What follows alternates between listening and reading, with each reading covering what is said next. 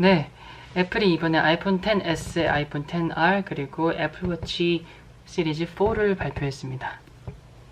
저는 아이폰 X 그리고 애플워치 시리즈 1을 갖고 있는데요. 이번에 보면서 느낀 점은 굳이 업그레이드를 하지는 않아도 되겠다라는 거였어요. 일단 아이폰 X의 기존 형태 그리고 폼팩터가 완전히 유지된 아이폰 XS가 나왔고요. 또 뭐 A12 바이오닉 칩으로 연산 속도가 많이 향상됐다 뭐 이런 이야기 하는데 이미 A11 바이오닉 칩에서도 엄청난 성능을 보여줬던 터라, 게다가 이번에 iOS 12 업그레이드까지 하면서 성능이 더 빨라졌거든요. 약간 빨라진 터치 ID 그리고 뭐 약간 빨라진 AR이라고 해야 되나요? 그런 것들이 좀 있고, 프로그래머 분들이 사용하기에는 더 좋은 뭐 농구 연습했을 때 몇 개 들어갔는지 시뮬레이션 해주는 뭐 그런 것들 스티브 내쉬 불러가지고 이런 퍼포먼스도 하곤 했지만, 특별히 카메라가 엄청 나아졌거나 이렇게 하기도 좀 힘든 것 같고, 아무튼 요약하면 아이폰 X을 갖고 있는 분들은 충분히 좋은 기기가 있기 때문에 그렇게 아이폰 XS에 눈독을 안 들이셔도 될 것 같아요. 완전히 똑같이 생겼기 때문에 케이스도 아마 호환이 확실히 될 거고요. 그리고 뭐 골드 컬러가 있다고는 하지만 네, 그냥 컬러만 하나 더 생긴 정도? XR 같은 경우는 보급형처럼 나왔지만 절대 가격은 보급형이 아니고, 그리고 A12 바이오닉 칩으로 XS와 똑같은 그 내장을 가지고 있잖아요. 칩셋을 갖고 있는데 아이폰 9으로 나왔어야 되는 게 아이폰 XR로 나온 게 아닌가 좀 싶고요. 그래서 결론은 아이폰 7 정도를 갖고 계시는 분들은 아이폰 XS 쪽으로 넘어가시는 걸 추천드리고, 아이폰 X을 갖고 계시는 분들은 거의 뭐 당연한 이야기겠지만 굳이 아이폰 XS로 자기 폰을 팔고 넘어가는 건 좀 비추라는 거. 왜냐면 교체 주기상 이번 해 말고 그 다음 해에 새로운 이제 형태의 아이폰이 나올 그 가능성이 높거든요. 그렇고 애플워치 4 같은 경우는 이번엔 제가 좀 사고 싶더라고요.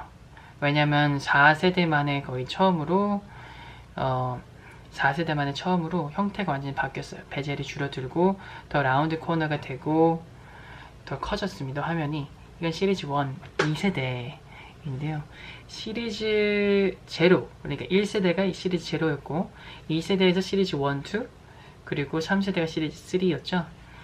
이 4개의 기종이 다 형태가 똑같았어요. 42mm, 38mm였다면 이번에는 44mm, 40mm로 화면 크기가 거의 30% 이상 커졌다고 해요.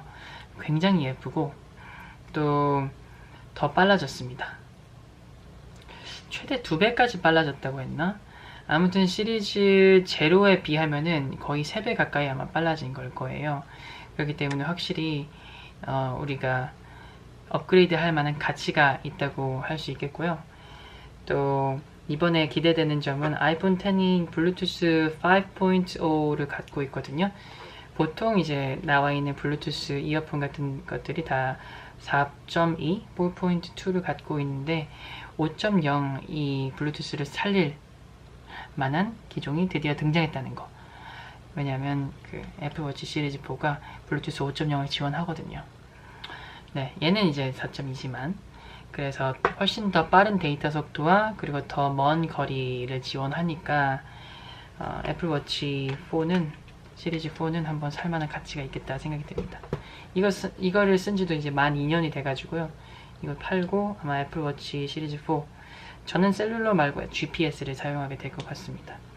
일단 셀룰러의 단점 같은 경우는 추가로 셀룰러 비용 12,000원 내야 된다는 거고, 핸드폰을 두고 집 밖을 나왔을 경우에 카카오톡을 자체적으로 쓸 수 없다라는 게 일단 저한테는 제일 큰 단점인 것 같더라고요.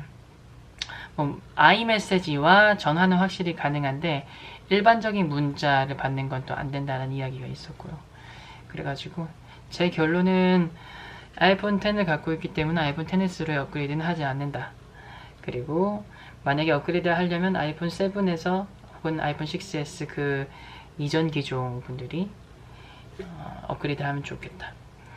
아이폰 XS는 굉장히 비싸게 이번에 출시돼서 거의 XS 맥스 같은 경우는 최고 용량이 한 200만원 가까이 호가일 거라고 얘기하는데 아이폰 XR을 사면 어떨까 이런 생각도 듭니다. 포스 터치, 3D 터치가 없어진 XR이라서 좀 불편하지 않을까 생각했는데 iOS 12에서 그냥 포스 터치가 없어도 그냥 누르고 있는 것만으로도 그냥 이런 것들을 실행시킬 수 있게 조치를 좀 해놨나봐요. 크게 불편함은 없을 것 같고 LCD 액정이다 보니까 아몰레드와는 다르게 끝을 휠 수가 없나봐요. 그래서 거의 베젤이 없는 수준의 이런 것보다 XS와 X보다 XR 같은 경우는 베젤이 조금 더 많이 두껍습니다. 그걸 참고해 주셔야 돼요. 베젤이 많이 두껍다는 거. 그리고 뭐 한 6가지 컬러로 나온다고 했나? 그랬던 것 같아요. 제가 뭐 전문 리뷰어는 아닌데 그냥 아이폰 좋아하는 입장에서 아는 사람 만나서 이야기한다는 생각을 한번 해봤습니다. 여러분 이번에 애플 제품 많이 기대하셨을 텐데 또 아이패드 기대하셨던 분도 있었을 텐데 이번에 아이패드는 안 나오는 걸로 됐죠. 에어파워도 그렇고 안 나왔고 그리고 에어팟 2세대도 안 나왔고 아무튼 저는 이제 애플워치 4가 정발되기를 간절히 기다리고 있을 테니까 여러분도 뭐 목표하고 있는 기종이 있으면 같이 총알 모아서 동전 모아가지고 살 수 있었으면 좋겠네요. 제가 애플워치 받게 되면은 가장 먼저 뜯어보고 또 리뷰해 볼 수 있도록 하겠습니다. 다음 영상에서 봐요. 안녕.